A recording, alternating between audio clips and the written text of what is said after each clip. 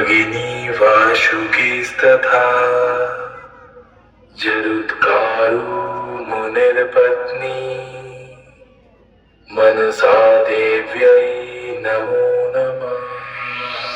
বাবা গঙ্গাধর ও মা মনসা দেবীর প্রণাম নিয়ে বাঁকুড়া থেকে সাউন্ড সার্ভিস শুরু করতে চলেছি একটি ভক্তিমূলক গান। আপনারা গানটি মনোযোগ সহকারে শুনতে থাকুন।